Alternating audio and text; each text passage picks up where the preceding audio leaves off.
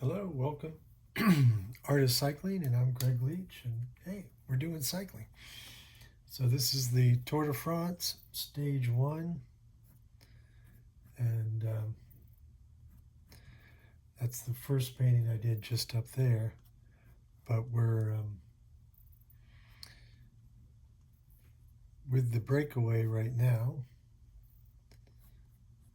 and normally they would have been given a lot more leash, but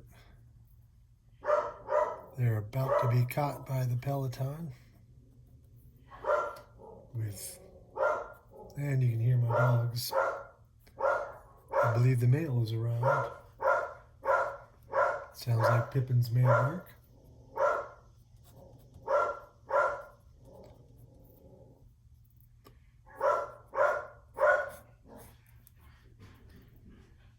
Oh, no, he's running up the stairs, so maybe it's his dog bark.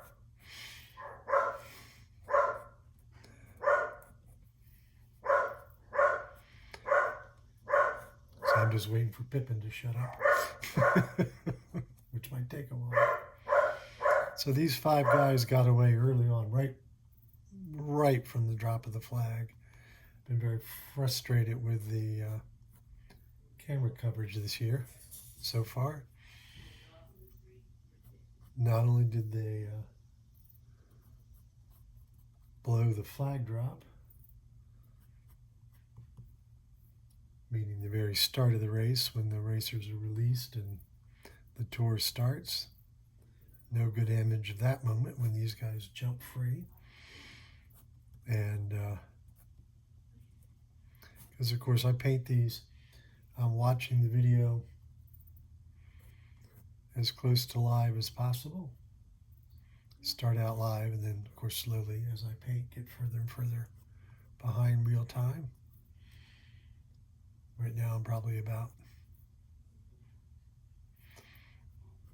a half hour behind real time. Of course you're going to see this a lot later than that, aren't you? But so I'm also dependent on what the cameras give me. So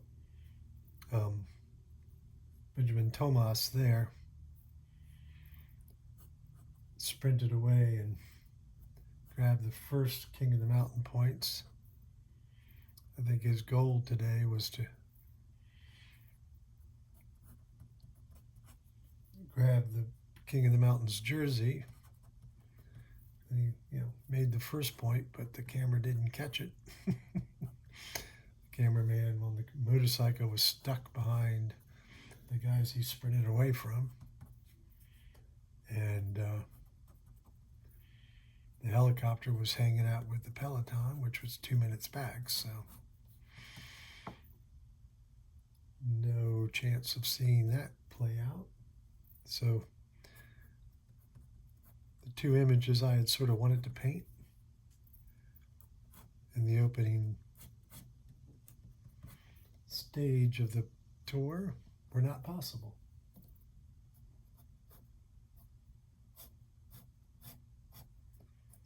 Just mildly frustrating, but that's, the nature of the beast. I can only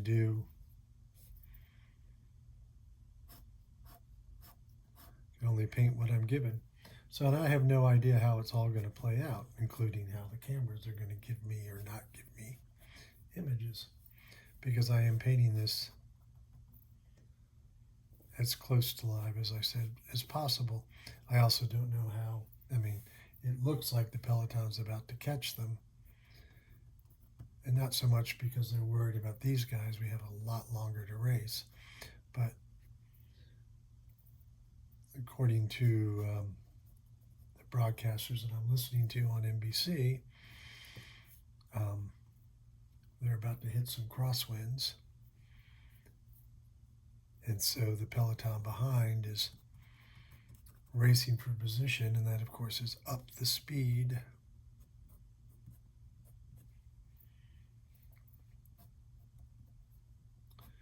And with that increase in speed behind, these guys being off the front are rather doomed.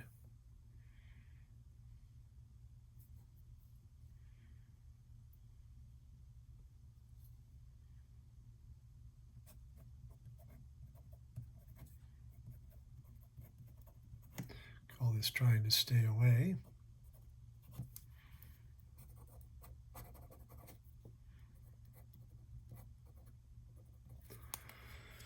So, laying out the, let me do this here.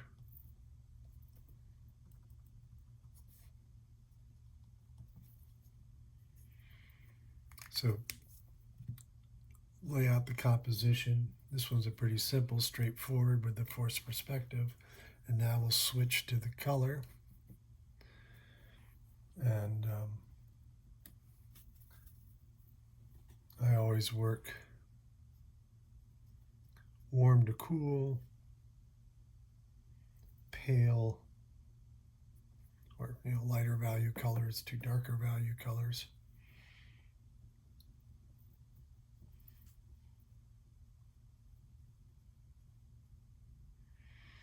So that of course means starting with the yellows. And I'm, as in all rules in art making, rules are made to be breaking. So now I'm building a flesh tone for the majority of the peloton. This year there's only one African in the peloton this year.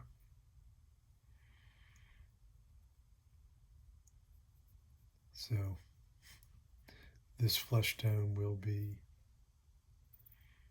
a fairly accurate flesh tone for everybody but Benjamin Gourmet, one of my more favorite riders.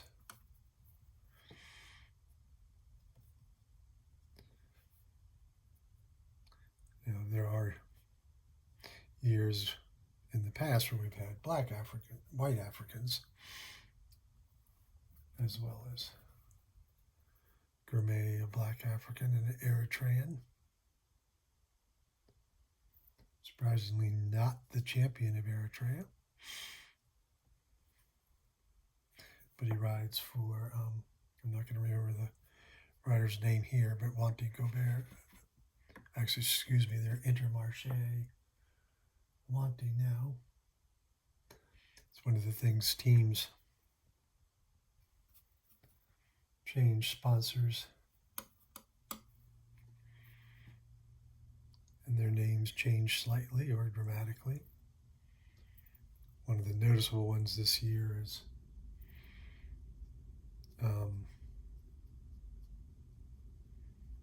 Ineos Grenadiers have added Total Energy, which is weird because Total Energy also has its own team,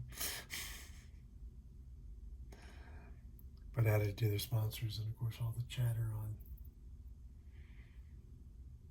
social media is just how bad the jersey is.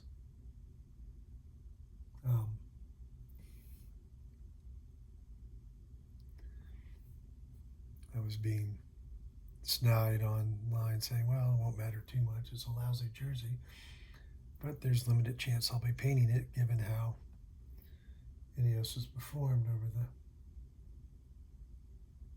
previous years.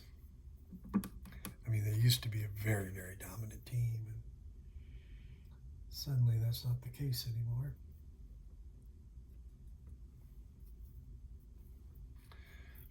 So the breakaway is usually a small group of riders who go off the front, usually at the start, but sometimes it takes a while for that break to get established. And they ride against hope that they'll be able to pull off a surprise. And it happens occasionally, not often, but occasionally the guys off the front manage to hold off the peloton.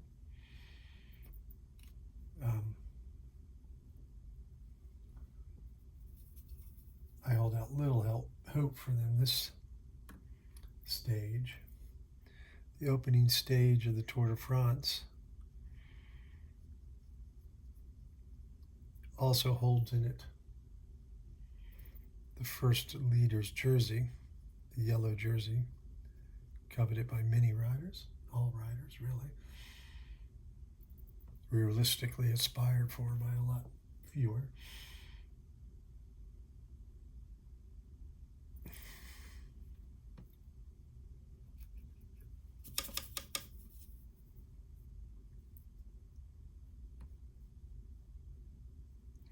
So I'm just going to switch now to this and see how these wide, flat, open roads, they've just come through a roundabout back here.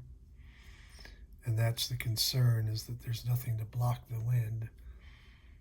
And watching the race thus far, the wind seems to be quite strong. And at this point, it's coming, judging by where they are on the road, from this side, coming in this way, pushing the riders to one side. And of course, for any of you who have ridden, you need to draft, the guys back here. Right now, Bruno Amarai is breaking the wind and everybody's tucked in behind him. He's a big guy, so he's a good person to tuck in behind. But when the wind gets really strong and the leaders go off to this one side, there's literally no place to hide. And that's when, what they call echelons, when the groups break up. And just trying to make a good dark red for the top of this Cofidis jersey. It's a little more purple, but that's okay. So then, you run out of room and you can split the peloton apart. So behind, these guys are about to be caught because the GC hopefuls, they've got their teams on the front. And actually, they're very close to the front as well. GC meaning the general classification. So they've gone to the front. And as they vie for position, that just increases the speed behind. And so that just natural, continuous increase in speed chases the guys down. So it looked like they were about to surrender because it's only about 20, 30 seconds between these guys and the fast approaching peloton. So, but then Bruno kind of jumped on the pedals and went again. And the rest of the group said, okay, yeah, sure, we'll keep going. I mean, if you're going to go, we're going to go. And one of the things, every day,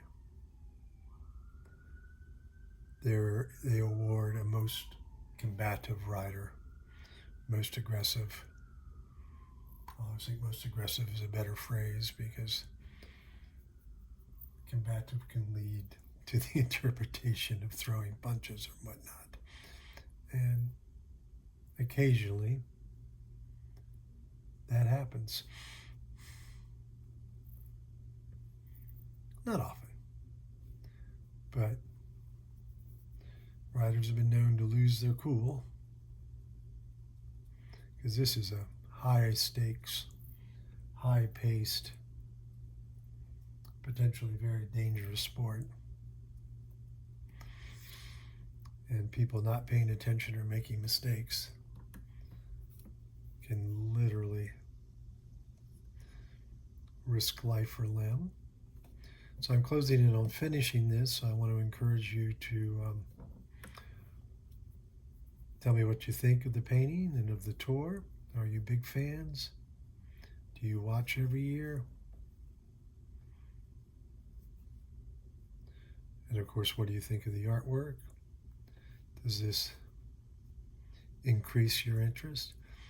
And of course, I would love to, if you subscribe, because I will be painting every stage of the race and every day. I'll post one of these, and then of course I'll be painting the women's race, the Tour de France Femmes as well. So hopefully you can watch those. And so if you subscribe, you'll see when these all come up.